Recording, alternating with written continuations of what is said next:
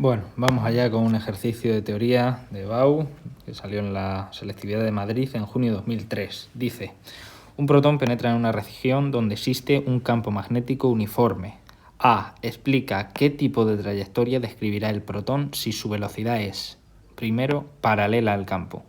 Vamos a ir analizando apartado por apartado en vez de leerlos todos de golpe.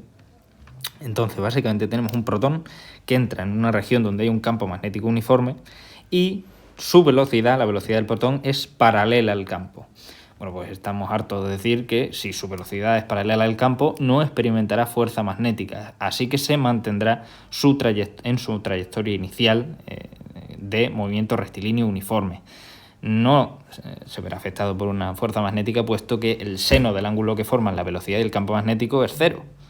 ¿Por qué? Pues porque el ángulo que forman estos dos vectores es o 0 o 180, y sea 0 o 180, el seno va a valer 0. Por lo tanto, se nos cancela la expresión de cálculo de la fuerza magnética que conocemos por la ley de Lorentz. Por tanto, ¿qué tipo de movimiento tendrá el protón? Pues movimiento rectilíneo uniforme. Seguirá en su trayectoria, en su línea, en su velocidad. Vamos con el siguiente. Explica qué tipo de trayectoria percibirá el protón si su velocidad es perpendicular al campo. Bueno, pues esta vez sí.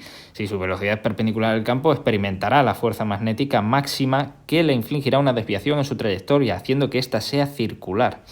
Por lo tanto, si la velocidad es perpendicular a la intensidad del campo gravitatorio, al vector magnético, vectorial, el ángulo que forman la velocidad y el campo magnético será de 90 grados, por lo tanto su seno será 1, es decir, la máxima. Esto es lo que valdrá la fuerza magnética al fin y al cabo, la carga por la velocidad por la intensidad del campo.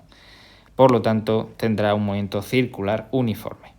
Vamos con el apartado D. Dice, ¿qué sucede si el protón se abandona en reposo en el campo magnético? Bueno, pues un poco más de lo mismo que en el apartado A, pero como está en reposo, pues se mantendrá en reposo. Si se abandona en reposo, no se producirá sobre él una fuerza magnética, pues su velocidad es nula. Lo mismo que nos ocurría antes, que se nos cancelaba el seno del ángulo que forman la velocidad y el campo magnético. En este caso es que ni siquiera tenemos velocidad, por lo tanto, si la velocidad es cero, todo será cero. Así que no hay fuerza magnética y por tanto seguirá en reposo. Vamos con el apartado C. Dice, ¿en qué cambiarían las respuestas si en lugar de un protón fuera un electrón? Este es muy interesante. Pues las respuestas de A1 y B, que es el protón que es paralelo al campo en velocidad y el que se abandona en reposo en un campo magnético, serán las mismas, porque da lo mismo que la carga sea negativa, porque la expresión se nos va a cancelar. En este caso porque no hay velocidad y en este caso porque el seno es el seno de 0 o de 180. Por lo tanto, da lo mismo. No obstante, la desviación que sufre la carga en el caso de A2 sería la opuesta. La opuesta por tratarse de una carga de signo contrario, de una carga negativa. En este caso, si la Q es negativa, pues habría que colocar aquí delante un signo menos, una vez sustituido el valor de la Q.